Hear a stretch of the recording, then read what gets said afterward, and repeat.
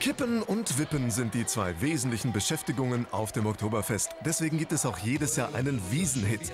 Eingängige Melodie und vollsufftauglicher Text sind Voraussetzung für die Ohrwurm-Qualifikation. Doch wer ist musikalischer Millenniumsfavorit?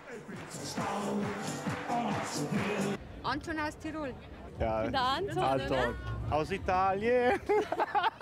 Cantrione haben wir gerade erst gehört. Anton. Klingt, als ob DJ Ötzi als Anton in der Gunst der Bierzelt-Besucher ganz vorne läge. Klar, dass er gerne herkommt. Mein Schnuck ist auch dabei. Ja, jedenfalls bin ich sehr, sehr glücklich und ich bin sehr froh, dass ich da bin. Peace. Grüß euch, Leute.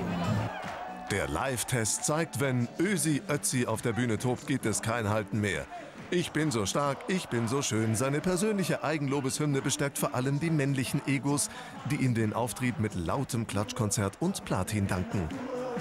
Ich bin so stark und so wild. Ich steige ins Eis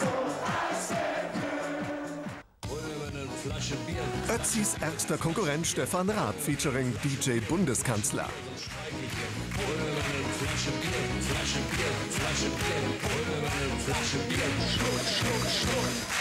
Für mich klang das so, ja, als hätte er in dem Satz "Hol mir mal eine Flasche Bier" versteckt eine verschlüsselte Botschaft untergebracht.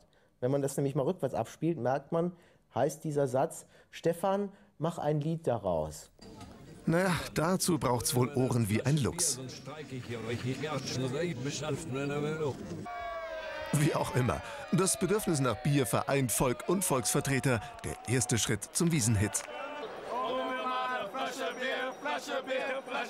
Der will mich noch populärer machen. Was anderes kann man dazu ja nicht sagen.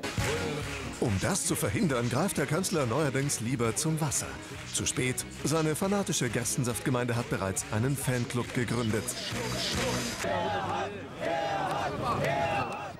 Mit dem Wiesenhit-Rennen hoppelt die US-Pop-Gruppe Four Colors. Sie treten im Hippodrom gegen den 5-jährigen Jakob an. Ein gefährlicher Gegner. Ja, herzlich willkommen zum TAF Wiesenhit Contest. Wir haben heute ein bayerisches Lied und haben zwei Herausforderer. The Four Colors aus den Staaten trauen sich, Chor Hirte Madel vorzutragen. Jakob beginnt. Okay, es geht los.